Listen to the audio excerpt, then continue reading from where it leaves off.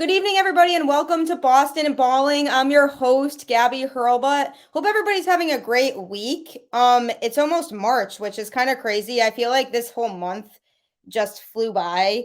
And it's exciting because it's hopefully almost warmer weather for me here in the Northeast. So crossing my fingers for that. It strangely has not been that bad of a winter, so just hoping for just good weather for smooth sailing the rest of the winter, which probably is not going to happen, but then it's going to be spring, so that's exciting.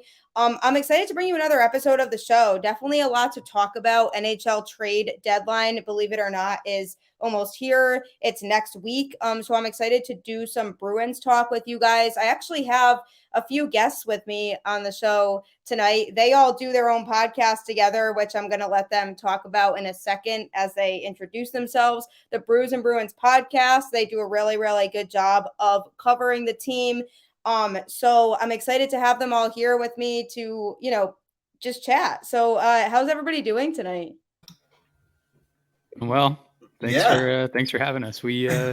We're a rowdy crew. We don't get invited to a lot of places. So good to be here.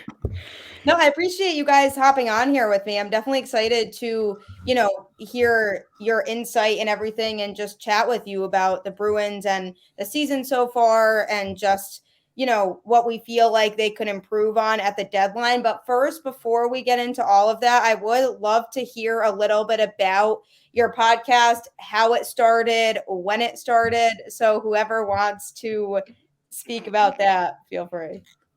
Cam, you want to take this one? Sure. I'm trying to wrinkle in the old memory brain here, but Brews and Bruins was formed, 2020. It was February of 2020 we released our first episode. Yeah, right before the pandemic. Right before hockey stopped. We were like, it'd be a good time to start talking about hockey because, perfect timing. That. Yeah. So the three of us met virtually. We were all writing for thehockeywriters.com at the time. I think everyone was still there. We've all since left there. But that was a good place for us to meet. We had kind of become friends just writing. We were all covering the Bruins at the time and just kicked around kind of jokingly the idea of doing a podcast for a couple of weeks and stuff. And then one day Drew, I think, tweeted at Chris and I saying hey, let's do a podcast. And I think he was still joking, but then we were kind of just hey, why not? Let's that opened the Twitter DMs. That's when that group chat started. And then we started chatting about it a little bit and we were like, we can actually, let's give it a go. And then, tragically, hockey stopped 2 weeks later, probably a direct result of us deciding to talk about it. But a couple of years later, here we are, still going somehow. I think that helped us form our brand, though. Trying to figure out how to talk about things that aren't hockey when, we're a hockey podcast. But that's become our brand. We talk a little bit of hockey, we talk a little bit of beer, and then we just kind of mess around for the rest of the time. Yeah, absolutely. But we've definitely been really fortunate to connect with a really, really awesome community of Bruins fans and just hockey fans in general. And, obviously I think the pandemic was kind of the one silver lining of that has been sort of a renewed or rather just a larger interest in digital connectivity between people. And I mean, I have not actually seen Drew and Chris in the same room at the same time before in real life. I've seen them both separately. But not at the same time, and yet these are two of my best friends just from this. So I think that's pretty cool, and we've been fortunate enough to kind of foster a community outside of just the three of us too, which has been nice because there's really no reason anybody should listen to our podcast. Other than with complete honesty, but it's good. It's good that people do, I guess. No, I think that's awesome, and it's always cool to see people come together that are passionate about the same thing and be able to talk about something that you all love together. That's just probably a lot of fun to be able to do and just be able to, have that shared experience with the people who do listen to your show and be able to connect about something like that. And even with my show too, I find that it's just so fun to be able to talk about topics that I'm passionate about, and the people that are listening are likely passionate about the same thing, or why would they be listening? So it's just really cool to have that type of audience and know that people, enjoy what you do. So I think it's great that you guys, I think it's great that you guys do that together. How often do you drop a new episode? supposed to be twice a week. It's supposed to be twice a week by law. Law is one thing. It gets sporadic. The whole podcast when we started, Cam got a new job, and he was his off days at that point were Monday and Tuesday. So we could only record Monday and Tuesday nights, and that was like not working for Chris and I all the time. So Cam, we fake fired off our podcast a few times. So now we just record whenever we can, or if something big happens, we want to get out there. So it's very sporadic. Right now we're on like switching off Mondays or Tuesdays and Wednesdays, and then we try to record on Fridays as well. But we like to keep listeners guessing. Very roundabout way of saying twice a week. But it's just the day changes from time to time. I'm glad you mentioned audiences though, because we do have a pretty interactive show. We've had a bunch of guests who are people who started as listeners, and we have a fantasy hockey league with a bunch of people who started as listeners, and it's just kind of a community that people have become really good friends. Yeah. That's awesome. I love that, bringing people together through the podcast. And obviously, there were challenges because with the pandemic and sports were just not happening. It was just a really weird time for everybody. So having to adapt to that must have just kind of been strange. Yeah, it was, but I really think it was beneficial. Like Chris said, I think like we came in and, there's so many podcasts that are just like, or anything that's just talking hockey or Bruins hockey in general. And I think we kind of knew from the get-go that like, we didn't want to be like, an ESPN style podcast that's just doing like game review. I can't remember the time we did like an actual proper game review, maybe for like playoff games that were important, but I think a couple weeks of like when we started the podcast, the first couple weeks we were kind of doing like, all right, let me take notes while watching this game. And then, that flew out the window quick. Yeah. But once there were no games, but yeah, no, it definitely, I think allowed us to form kind of an identity outside of just like, what's happening with the Bruins on the ice this week. And I definitely think that's responsible for kind of creating that community that Chris was alluding to earlier. So definitely a challenge, but a good one for us. We talked Korean baseball when that came back. It was did. The first sport That's to come like back. Weeks, actually. Go NC Dinos. We did a board game / drinking game / card game bracket. Like we had 64 games and made a whole playoff series with them all. We just found ways to fill the time, and I think that was super beneficial because now we, even with hockey been back for so long, we don't take ourselves seriously still. And I think that's kind of important to our brand and community. It's our entire brand, I think, actually. Yeah, you've got to be willing to laugh at yourself and not take yourself so seriously all the time in life. So I love that. You guys seem really fun. So I'm glad to be able to sit down with you for a while and talk about the Bruins, who certainly have definitely had a really fun season so far. I know for us as fans, it's been really enjoyable to watch. I think obviously, going into the season, there were some question marks in terms of, a coaching change and just certain things that we were just unsure of going into the season, whether they, really had it in them to be able to really pull for the cup this year because, with some contract situations, not being sure if some of the veteran players were going to come back this year.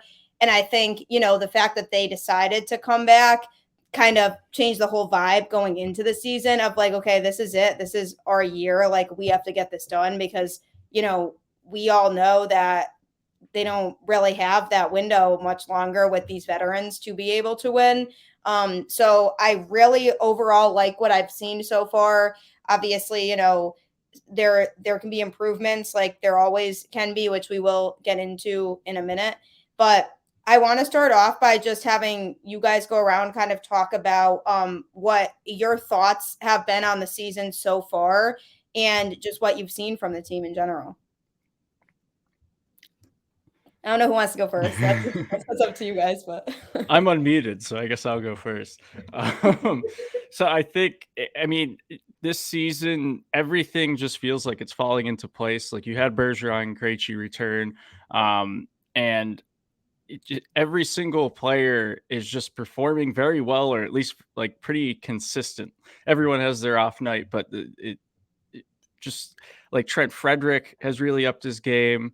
You see guys like Jake DeBrusk, who, yes, I got in the fantasy league. That's awesome. Even though I drafted him way too early, I got him, and he's made it look like it wasn't too bad of a decision. And just all these guys that kind of you didn't know if they were going to have a long-term spot in this lineup, kind of really cementing their place on this team. And honestly, it even makes me, with some of the guys that they have here, it makes me feel a little more comfortable when Bergeron and Krejci are ready to move on, hopefully after hoisting the Stanley Cup at the end of the season. This team just is so confident, and they're having so much fun, and that's what makes it fun to watch. It makes you as a fan somewhat confident. It's like the expectation is now very, very high with the way they've been performing, but I think they'll be up to the task. Yeah, it definitely feels like a different team and a different vibe from the way that last season ended, because last year again just was disappointing, just a disappointing ending for fans. But I see this team as having just a much higher leash and a much higher bar for what they can do compared to how they looked last year, because like you said, they just look like a lot more complete of a team right now. Yeah, I'm glad you mentioned the coaching change, because I think most people were really fond of Bruce Cassidy, and he one of the most successful coaches in Bruins history at this point. But I think with hockey, I think some coaches just wear out their welcome, and with players specifically. And I think just a lot of players didn't necessarily care for how he was treating them by the end of his tenure. And I think Jake DeBrusk is the number one example of it. A guy who had requested a trade, signed a new contract so that he would be appealing to other teams in a trade. And instead, as soon as Jim Montgomery came on board, felt really comfortable withdrawing that trade request, and has looked incredible this whole season, playing on that first line, and looking really good after coming back from that injury as well. But I think the biggest thing you noticed with Jim Montgomery on the ice, I guess Jim Montgomery's not on the ice, but his team on the ice, is the way that the defensemen play. A lot of stepping up into the play, a lot of cycling, kind of more positionless hockey, which makes for a much more interesting offensive game. And it was something where I was kind of expecting maybe, okay, you give up the idea of being a really good defensive team, but to become a little more powerful offensively. And it's really just been more of the same defensively with an added boost offensively. It's been kind of crazy. You see the Bruins goal differentials up in the 90s now. So just really fun to watch. I mean, obviously the window, quote unquote, is closing with certain players, but Drew mentioned players that we're excited about. I like Pavel Zacha being a center going forward. I mean, even if the Bruins don't win a cup this year, this has still been some of the most fun I've ever had watching this team. Yeah. I'll just tack on and say the only thing that I think we haven't really mentioned, obviously you have to give a lot of shouts to the goaltending, which has been a huge part of that goal differential as well.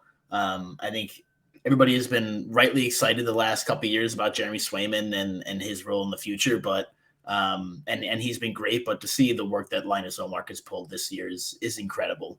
I think he's leading the league in every single major statistical category right now.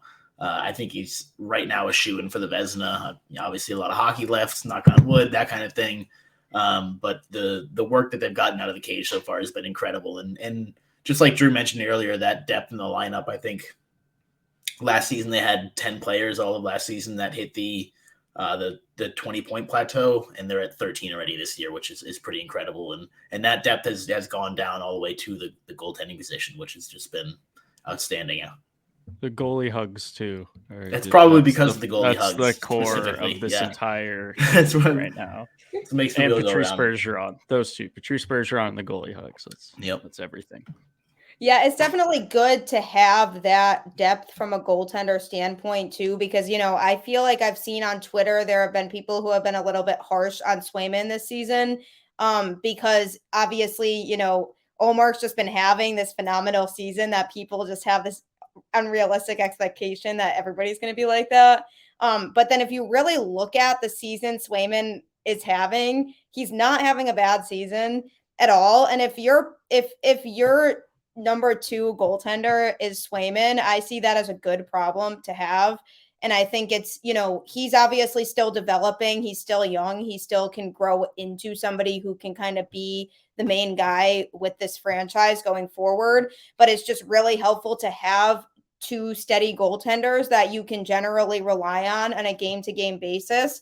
Obviously, when it comes to going into like the postseason, looking towards that aspect of the season, I would feel more comfortable right now with Omar in the goaltender position. But I think that Swayman has, showing so much potential. And I think he's somebody who longer term, we definitely can be excited about to kind of be the guy. So like Cam just mentioned, I think it's a good problem to having, Swayman as your quote unquote number 2 right now because of how well Omar is performing. And I think it's going to serve them really well going into that portion of the season, because obviously we've seen, it's so important to have that reliable goaltending in the playoffs. So that's a big thing for me this year. And it's been so fun to kind of see Omar, especially, and just what he's been doing this year. And he's definitely a huge part of why they're winning like they are. But I also think,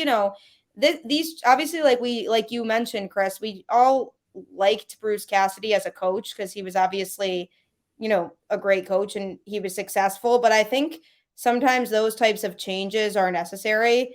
Maybe it was just too much of the same thing too, because it felt like they just kept getting to the point where we thought they had the potential and then they would come up short. So when they're at the point now where they're in a new situation with a new coach who has maybe a different perspective on how things should go and how to utilize certain players, a lot of times that can be beneficial. So when, obviously when they let Cassidy go, I was like, we'll see who they bring in to replace him, because that's going to be a huge thing.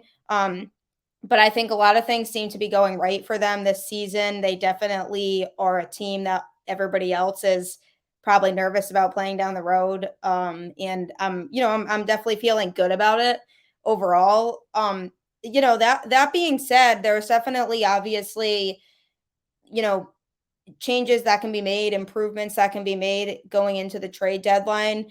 And there's obviously been talks about the Bruins. I see defense as the number 1 priority at the trade deadline in terms of what they can adjust to fix. They supposedly already have the framework done for a trade. And I am curious what your thoughts are on just generally what you would like to see them prioritize and how aggressive do you think they'll be at the trade deadline, because they've never really been the type of team to sit back and not do anything at the deadline. They sometimes will make a big splash and get a huge impact player, Taylor Hall, or they'll, but it's, so I do see them making a move for a pretty reliable defensive player, but I am curious what you guys think of all of that and just kind of what's been talked about in terms of what they're likely going to do. Yeah, I think there are 2 big names out there right now, or I guess one big name and then one name that Jarmo Kekalainen really wants to be a big name. And the big name's Jacob Chychrun. That'd be huge. Basically it's been a very confusing cycle where we've gone from he's imminently being moved to the LA Kings, to that deal fell apart, to he's got a couple of offers out there, but they're waiting for something else. And now it's like, all right, maybe he doesn't get moved at all. I don't know. And then the other name that's out there is Vladislav Gavrikov from the Blue Jackets, who is somebody that I had literally never heard of until this year. I mean, he's playing top line minutes or top pairing minutes, and he's playing against tough competition, and he's not doing particularly well at it, but having seen some highlights of him, I mean, he looks like he can skate a little bit for a big guy. Don't want to call him Charlie McAvoy or anything like that, but he can definitely skate better than Derek Forbort can. If the plan is to move on from Grzelcyk, then I don't like the move. If the plan is to buy some defensive depth on the left side, the reported price of at least a first and a third coming back to the Blue Jackets is very steep to be paying for a guy who's probably going to be playing on your third pairing. So a guy you haven't heard of since the beginning of the season. Yeah. So started the season. It's one of those things where like last year, Hampus Lindholm trade kind of looked like a player who had once been pretty good, but was dealing with a lot of injuries and hadn't been playing very well on a bad team. And I was one of the ones who said, I'd rather not mess with what the Bruins defense looks like right now. And I mean, I'm eating my words now because he's excellent and in a perfect system for him. So I don't know. I'll be the first to raise my hand and say, like, whatever, I was wrong on Gavrikov when he comes and lights things up. But right now, I kind of don't want to be further depleting the Bruins' already meager system. Yeah, I'm not sure there's too much to add there. I was going to say that I think the best deadline move the Bruins can make is the one they made last year for Hampus Lindholm. And obviously have had him all season, but, you pretend they got him right now and all of a sudden you're stoked. I just think, I don't know. I'm kind of with Chris on this one. I would be a little more surprised if Gavrikov was somebody we're eating our words about a year from now. But then again, I wasn't terribly familiar with Hampus either a year ago. But it's just a weird situation because like Chris said, the prospect pool pretty weak outside of Fabian Lysell. The draft pick stock is dwindling for sure. You obviously are getting at least toward the end of Krejci and Bergeron. Who knows if it's going to be this year or next or what. But you do need to think a little bit to the future. And I think there's this strange situation that we've talked about on our podcast the last couple of weeks where obviously this is the team to go all in on, especially given the circumstances in the context with those two players we just mentioned. But at the same time, this team is already so dominant that it's not like they're necessarily like one piece, an obvious piece away from becoming they are the team to beat right now. And it's pretty clear. And the regular season is different, but there's a pretty wide gap between 1 and 2 right now. And so where most years it's usually a little tighter, you have, your couple of kind of A-list contenders.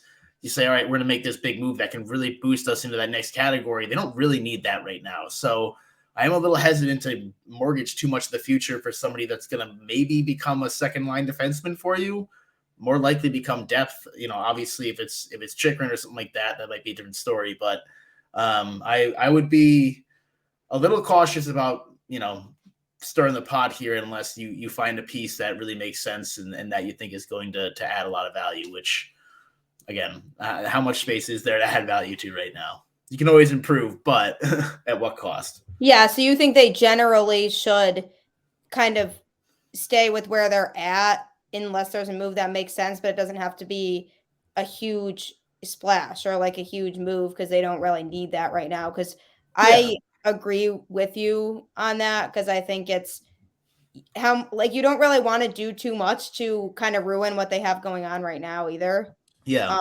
So if I do see them doing something, but I think it would be probably pretty small. Yeah. I think they'll definitely make at least a depth move. And kind of like Cam was saying, it's like, really, what assets do you have to give up? Like Lysell, I don't want to move him at all. That's your one great prospect right now, like the most promising prospect you have. And the Bruins have had crap luck with prospects. Their prospect pool has been awful compared to the rest of the league for years, but that's also part of we're going to stay out of the bottom of the league and have later draft picks. But in their draft stock, like you said, I think it was Chris who mentioned there, maybe it was Cam, I don't know, I always get the two confused. 2 C's. 2 C's, exactly. their first round pick is basically a second round pick. Their second round pick is basically a third. So you can't value that too high. You have guys like maybe Trent Frederick that would be attractive. We talked about, I think on our last episode, Craig Smith as a potential candidate to move. They are saying that he is somebody who they're looking into moving. Yeah, but at the same time, while these players are decent or have been good, Craig Smith has had an off season, but like Trent Frederick has been good in that and as a depth guy.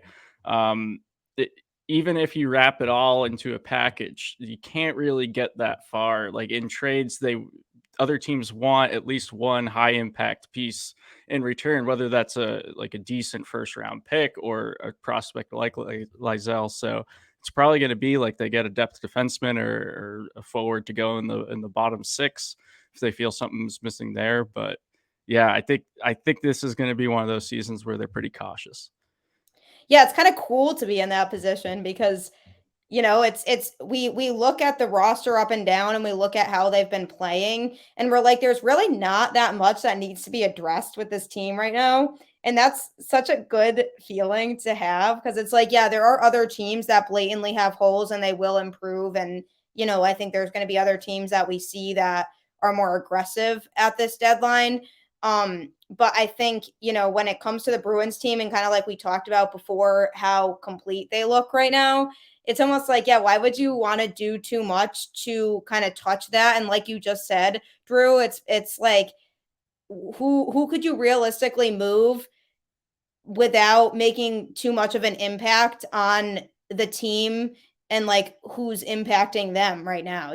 Like it's like you're going to have to move somebody probably that is helping contribute to this dominant season that they're having right now.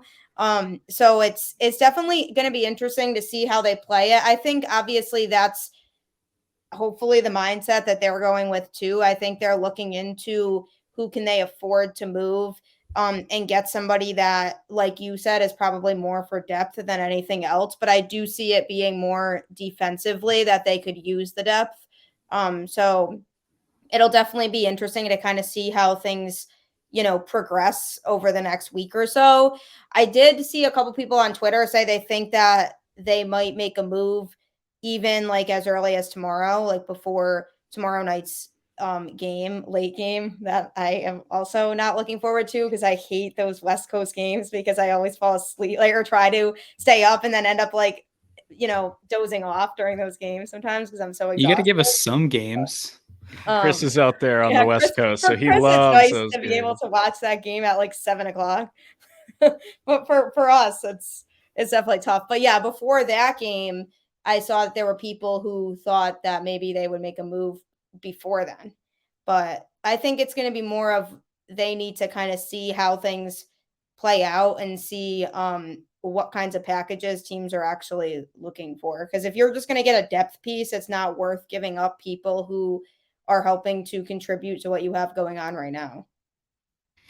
Yeah, I mean, another issue is the Bruins have no cap space. They've had to do some real maneuvering just to figure things out when guys come back from injuries. And so while that shouldn't be an issue with adding, like really inexpensive deals like Gavrikov and relatively inexpensive like Chychrun, those are things where the talk is that they're trying to move Craig Smith to get his money off the book so that they can add Gavrikov. And when you're going through all that stuff just to figure out if you can get a seventh defenseman, like at what point does it become kind of an exercise in futility? Where I mean, I'd rather give up that third or fourth round pick for Luke Schenn, Vancouver defenseman, where like, yeah, he's not a great player, but he's the quote unquote big body that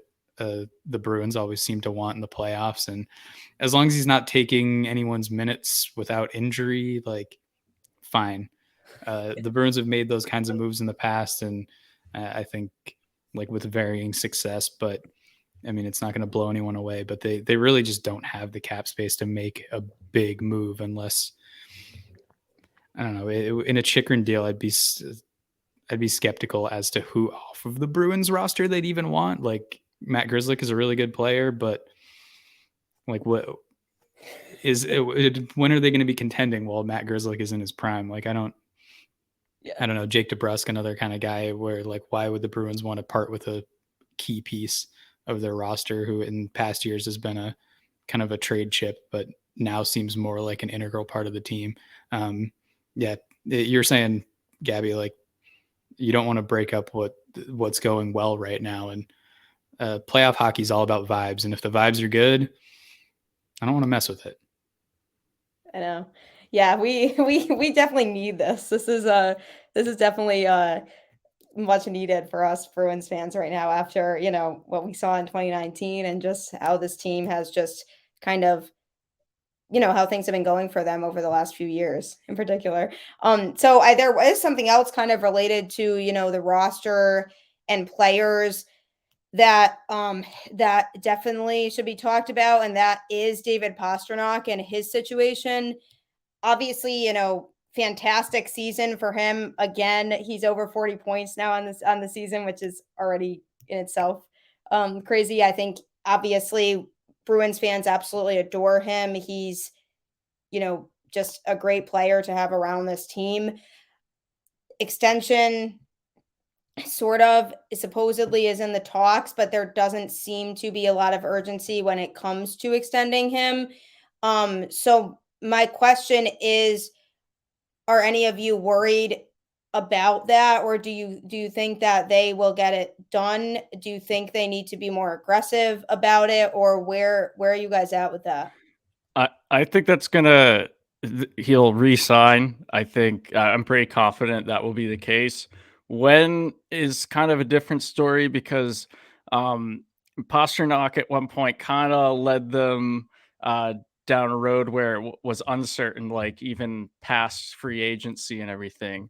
And he didn't hold out as long as William Nylander did that year. I think it was Nylander who was holding out on Toronto for a very long time.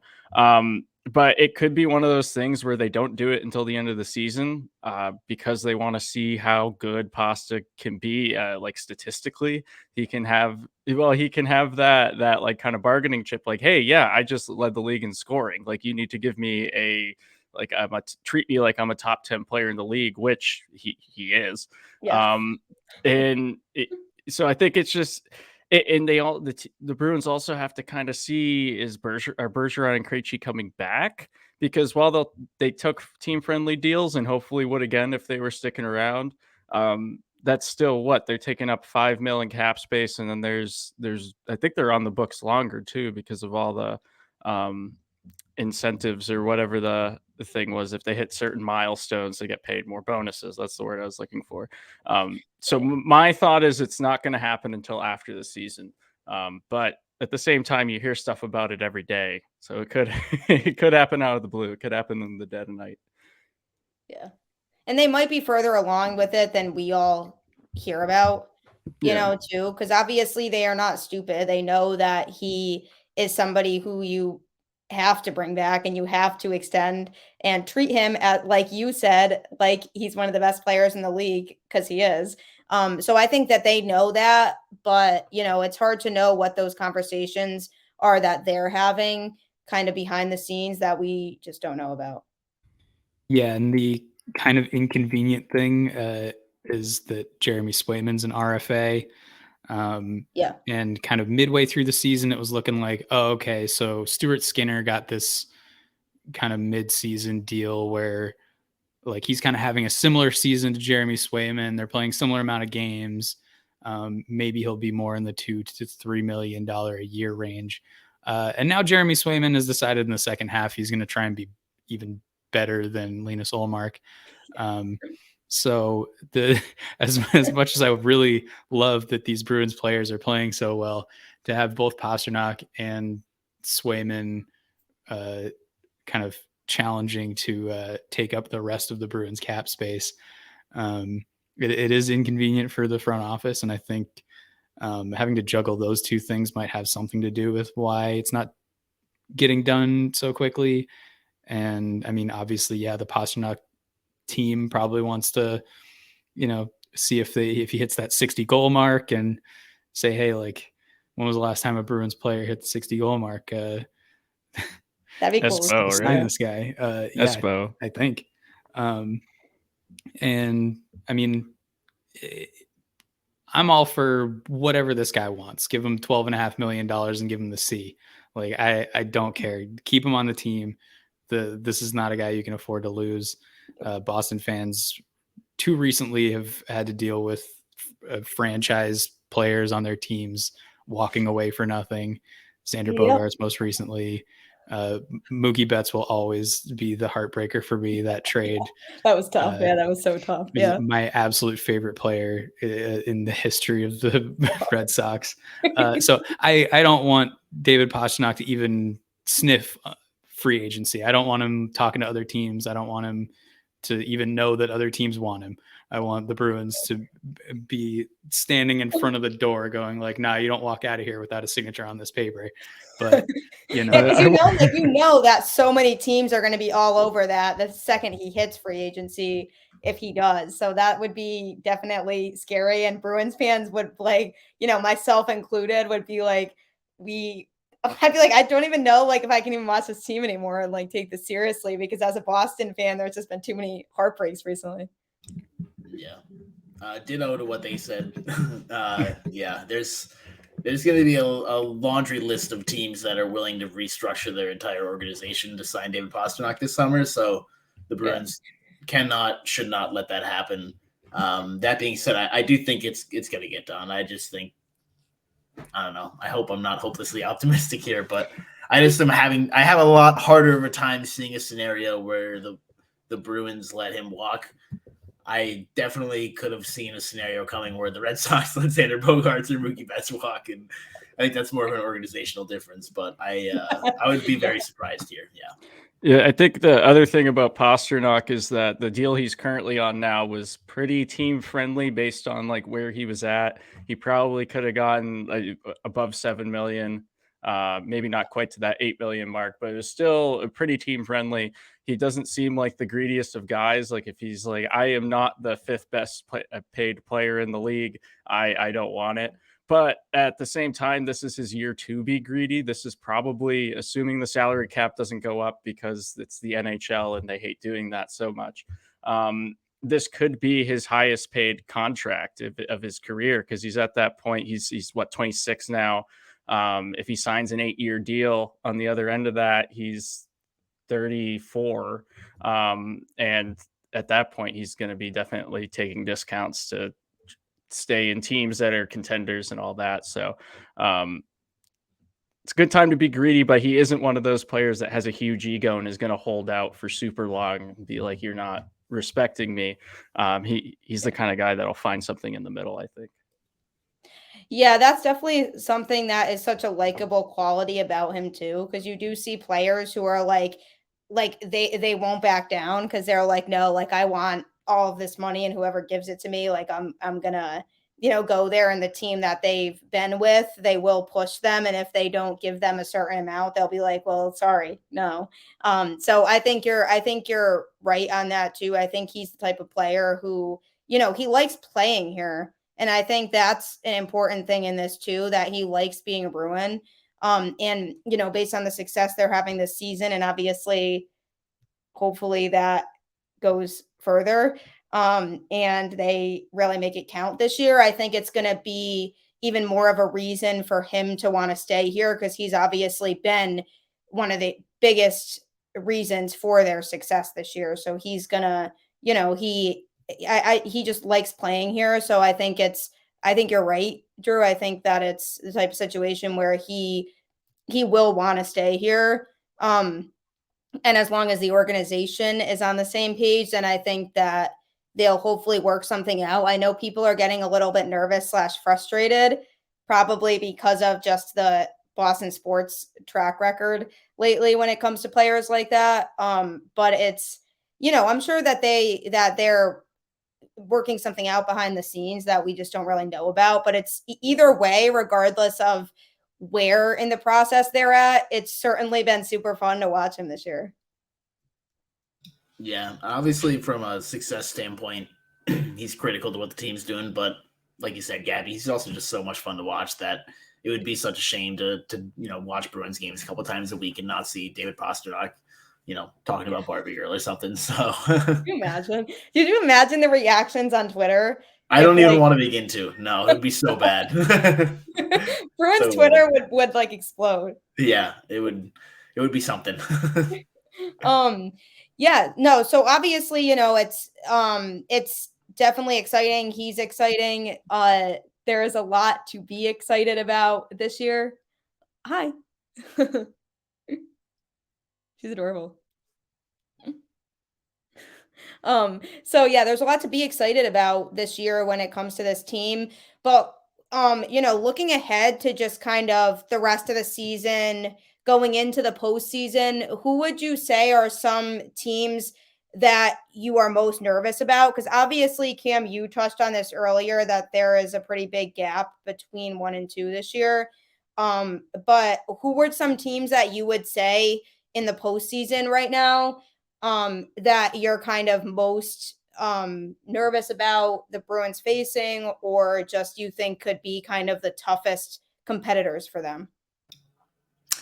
For me, I think Carolina is the scariest team. I feel like you look at what the Bruins record is like and you're like, wow, that's amazing. And you look at Carolina, you're like, oh wait, they're actually not that far behind. They've only lost 2 more games in regulation. Still got 38 wins, which is 5 behind the Bruins, but still, a couple more than the next best team. And just from a matchup standpoint, it feels like the Bruins haven't matched up well against Carolina the last couple of years.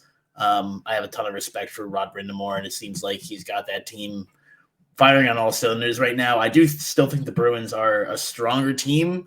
That being said, I think if that series would be a lot more of a dice roll than a lot of other potential matchups. So I know obviously in the West there's some scary teams.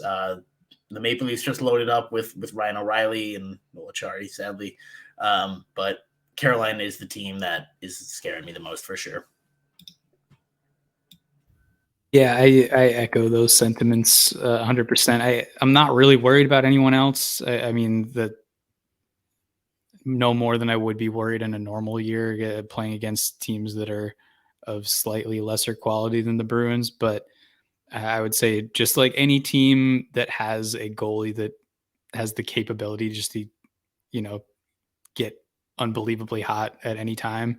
I would say the Rangers with Shesterkin, the Islanders, if they make the playoffs with Sorokin, he's a great goaltender. And obviously Vasilevsky's awesome. So the Tampa Bay, like I'm not going to, it's the playoffs. I'm not going to feel fantastic and super confident going into any matchup. But I do feel the biggest difference this year with the Bruins is they've been absolutely crushing bad teams, and you're not going to really meet any bad teams in the playoffs. So if Arizona sneaks in, it could be a huge issue. But aside from that, the Bruins seem to have it figured out. I had to find the unmute button. For me, I think the Devils are one just because even though the Bruins beat them in their 2 meetings to date, they have one again later this season to play. The Devils really were giving them a tough time, and I think in a 7-game series, the Bruins would have the upper end of that. But you never know in the playoffs, and that's a pretty damn skilled team. A lot of speed too. I mean, you got Hughes there, which is tough for any defense to handle.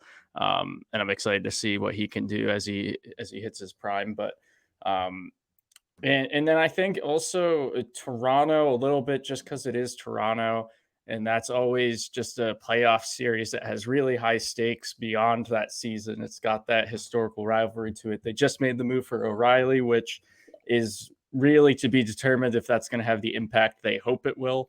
But I think you're going to, it kind of also goes back to the trade deadline stuff where you're going to see these teams make big moves. Like we say, the Bruins don't need to. Other teams do need to catch up to them and will. And I think that's also going to shift this is the team I'm afraid of now that they maybe get stacked at the trade deadline. So, but I also agree Carolina is probably the most feared. The Bruins really have had not so great matchups with them as of late. So they're number one for me. Yeah, the Devils are definitely a good point. Those were competitive games. the Bruins, those definitely looked like games where I was like, I could see these being really competitive playoff matchups. If these two teams were to face each other, those games would be really, really good. So they're definitely a team that's, I think a little underrated at the moment in terms of what they potentially could do. I still think ultimately the Bruins are a better team than everybody that we mentioned overall right now. But again, like you all said, you never know in the playoffs. Any team could just get hot at any time and kind of make a run. It's kind of nice to not have to feel like Tampa is just that team to beat finally. And it's like really nice that they've kind of, become more like level with other teams. So that's definitely really nice. But I think overall, when I'm looking at the other teams, the Bruins have the capability to beat anybody. It's just a matter of, being able to stick with what they have and keep the chemistry going and just keep playing really good hockey. Because I look at this team and I'm like, yeah, they, like Chris said, they're blowing out the bad teams, which is nice to see, but that's not who they play in the playoffs. So it's they show even against the good teams their competitiveness and what that could really look like for them come playoff time. So I feel like you have to just feel good about where they're at, even when you're looking at other teams in the postseason. But I mean, hockey playoffs are just so fun because you really never know. And it's just such a different game than the regular season. And teams really could just come out of nowhere and just get hot at the exact right time that you just never would have expected during the regular season would be that team. So it's really, a lot of fun, but I'm definitely putting the Bruins as still going into the postseason. I think the team that other teams are going to look at as the team to beat. Just in general. Yeah, I think I think there's a lot to be excited about. There really is. I think it's, we've touched on a lot of big things in terms of, there's not really much that needs to be done for this team right now in terms of improvement. Obviously, we already discussed what they could do. It's more depth moves that they could make at this point at the deadline. I do think we're going to see other teams make bigger moves, but the Bruins don't need to do that, nor should they. So I think it's going to be interesting to see how this next week plays out until the deadline and just kind of see where teams are at after that. Because obviously, teams that drastically improve at the deadline or acquire a couple big pieces could end up really turning it on in this last portion of the season. And then, there could be teams that emerge, so I always love like this last part of the season after the deadline and see kind of where teams are really at then. So it should be a great last part of the regular season heading into the postseason. I'm definitely excited about it and excited about where the Bruins are at. I also really appreciate you guys for coming on my podcast and talking about all of this with me. Before we kind of wrap up, though, I would like you guys to promote your show, kind of let people know where you can find it, how to follow you guys individually, how to follow your show, and just kind of, what you have coming up on your show that you're looking forward to. Yeah. Sorry, that was a lot of questions loaded into one big question. We are Brews and Bruins on Spotify and Apple Podcasts and all that stuff. Twitter is our main source of social media stuff at Brews and Bruins. We also have an Instagram that we don't use nearly as much as we should and could due to our laziness. Well, if we get like a bunch of followers on our Instagram, we'll start using it. That's a guarantee. We'll do a face reveal that we've done so many times. We'll do a face reveal for Spokes to Eat. Sorry. Yeah. I love that. I don't know where else you can find us. Brewsandbruins.com. Yeah, the website. Brewsandbruins.com. That's right. We have a website. That's actually awesome. You can go to threadless.brewsandbruins.com. Get t-shirts and stickers. I'll have to look at this website. I just want to see like what's on it. It's a really nice website. Cam did a great job with it. Thanks, guys. Good job, Cam. Shout out to you. My brother is a web designer who would probably disagree with you, Chris, but that's okay. I'm proud of it, That's awesome. No, I'm definitely gonna check it out. But yeah, you heard it right here, everyone. Definitely check out their podcast, check out their content, follow them all on Twitter. They all do a great job. They're definitely all really passionate about the Bruins and Boston sports like myself. So highly recommend. I appreciate you all coming on here again. And as always, everybody, really appreciate you constantly tuning into the show. It definitely would not be what it is without the support of everybody who constantly listens and is tuning in. So I really appreciate all of you a lot. So thank you very much for that. I hope everyone has a great rest of the week and weekend this week.